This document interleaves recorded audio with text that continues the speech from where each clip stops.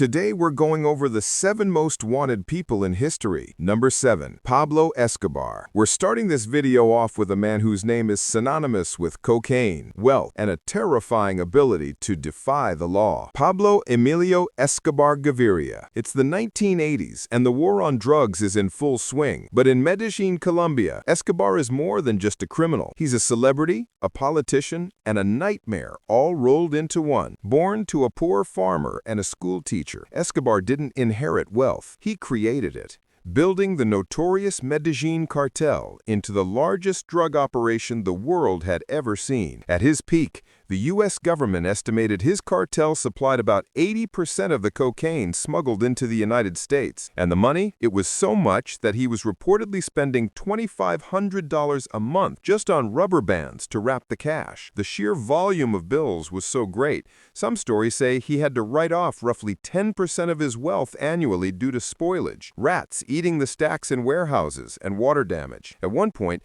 he was listed by Forbes as the 7th richest man in the world. But this wasn't just about money. It was about power and a brutal willingness to use violence to keep it. When the Colombian government threatened to extradite him to the U.S., where he knew justice would be swift and harsh, Escobar declared war. He had politicians assassinated, bombed buildings, and even shot down a commercial airplane, Avianca Flight 203. In an attempt to kill a presidential candidate. The U.S. DEA had a massive bounty on his head, and Colombia was tearing itself apart trying to catch him. He was eventually cornered in 1993. The search involved a dedicated U.S.-backed military and police unit called the Search Block, along with a vigilante group called Los Pepes, who were his former enemies and partners. On December 2, 1993, his luck ran out. After a brief phone call with his son was intercepted, the search block tracked him to a middle-class neighborhood in Medellin. As soldiers closed in,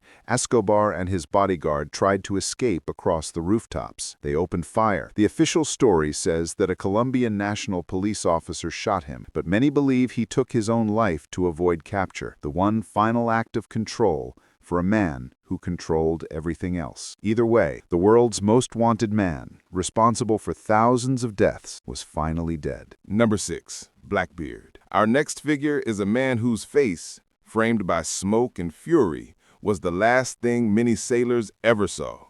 The notorious pirate, Blackbeard. It's the early 18th century, the golden age of piracy. The seas are a chaotic mess of trade routes, ripe for the taking. But even in this era of swashbuckling outlaws, one name struck more terror than any other. Edward Teach, or as history remembers him, Blackbeard. His fame wasn't just built on plunder, but on a terrifying image he carefully cultivated. Before battle, he would tie slow-burning fuses or pieces of hemp soaked in saltpeter and lime water under his hat, so they smoldered in his massive black beard. As he charged the ship, he appeared wreathed in smoke and flame, a demon straight from hell. This theatrical terror was his greatest weapon.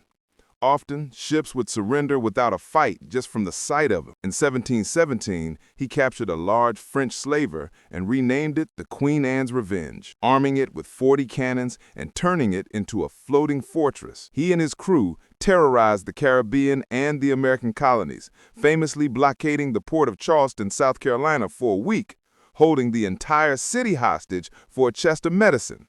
He became such a problem that the governors of North Carolina and Virginia both issued massive bounties for his capture, dead or alive. It was Virginia's governor, Alexander Spotswood, who finally got fed up and secretly financed an expedition led by Lieutenant Robert Maynard of the Royal Navy. On November 22, 1718, Maynard, with 2 small sloops, found Blackbeard's ship anchored off Ocracoke Island. Blackbeard was enjoying a much-deserved break, with most of his crew on shore. But he was still Blackbeard. Maynard's tactic was a desperate one: lure the pirates in. As Maynard approached, Blackbeard opened fire, sinking one sloop and killing several men. Maynard feigned a retreat, hiding his remaining men below deck. As Blackbeard boarded, expecting an easy win, the hidden sailors sprung up. The final duel was a legendary, brutal mess.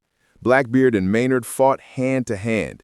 Blackbeard reportedly received 5 pistol shots and about 20 cutlass wounds. Maynard's men eventually surrounded him. When they finally dragged his body onto the deck, he was decapitated. Maynard sailed back to Virginia with Blackbeard's head hanging from the bowsprit of his ship, the grisly trophy proof that the most wanted pirate was finally gone.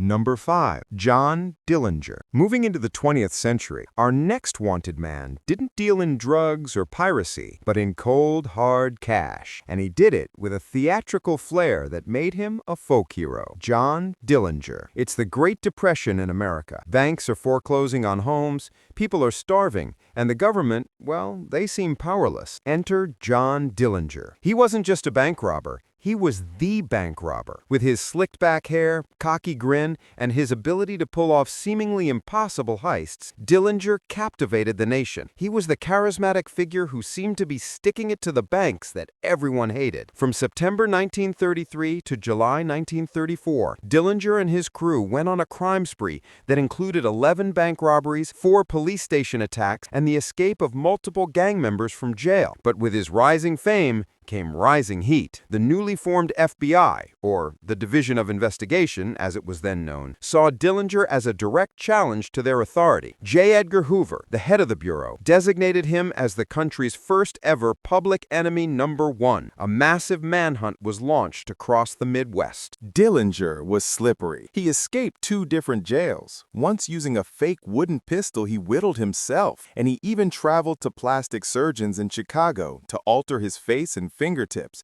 trying to hide his identity. His luck finally ran out on a sweltering night in Chicago, July 22, 1934. Dillinger, who was supposed to be in hiding, decided to go see the film Manhattan Melodrama at the Biograph Theater. What he didn't know was that he had been betrayed by a woman known as the Woman in Red, Anna Sage, a brothel madam who was trying to avoid deportation back to Romania. FBI agents, led by Melvin Purvis, were waiting outside the theater. As Dillinger, Anna Sage, and another woman walked out, Purvis lit a cigar, the prearranged signal. Dillinger quickly realized he was trapped and made a dash for an alley. Agents opened fire. He fell just yards from the theater entrance, shot 3 times. He was 31 years old. His death was a massive spectacle. The next day, thousands of people flocked to the Cook County morgue just to view the body of the man who, for a brief, glorious period, had been the most famous and most wanted criminal in the world. Number 4. Minamoto no Yoshitsune. Now we go back to feudal Japan to talk about a man who was wanted by his own brother, the brilliant general and tragic hero,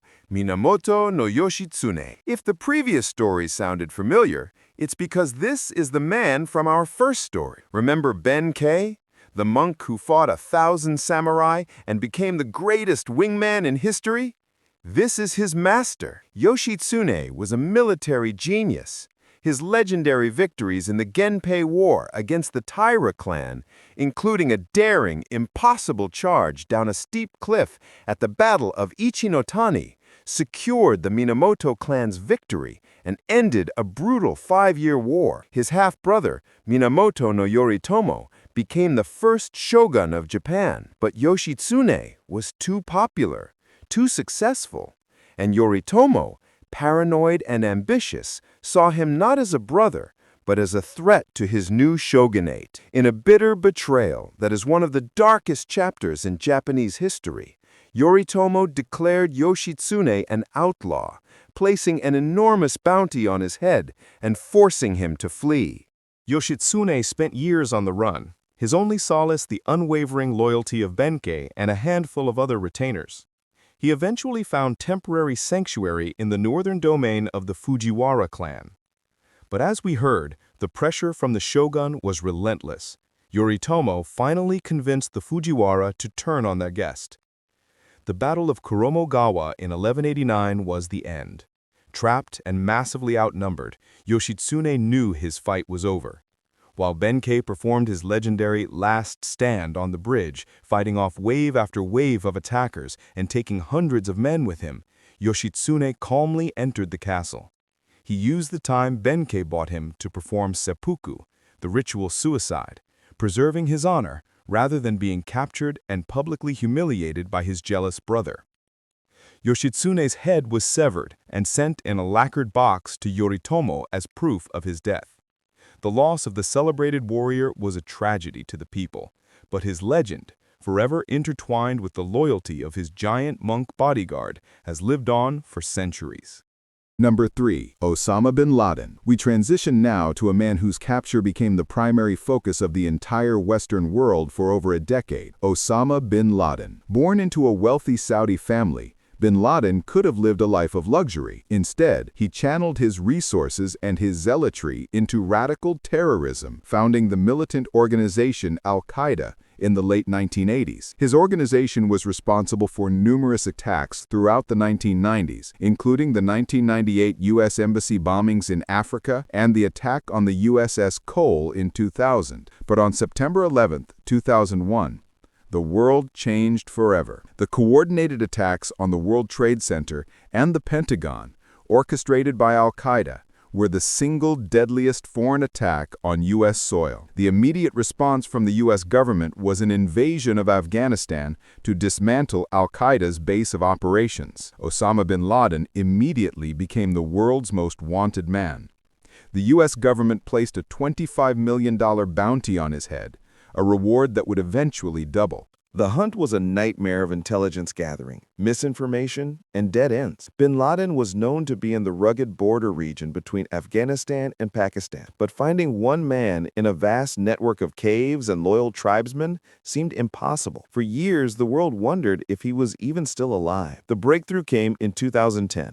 U.S. intelligence tracked a courier who was a trusted intermediary for bin Laden. This eventually led them to a heavily fortified compound in Abbottabad, Pakistan, a city known for its military presence. The size of the compound, the high walls, and the fact that it had no phone or internet service strongly suggested that someone of great importance was hiding inside. On May 2, 2011, a highly classified operation, Operation Neptune Spear, was launched. A team of U.S. Navy SEALs, part of DevGru, infiltrated the compound in the dead of night using stealth helicopters. After a short, intense firefight, the decade-long manhunt came to an end. Osama bin Laden was found and killed on the third floor of the compound. His death was announced to the world by President Barack Obama, ending the chapter of the world's most intense, high-stakes hunt for a single individual. Number 2.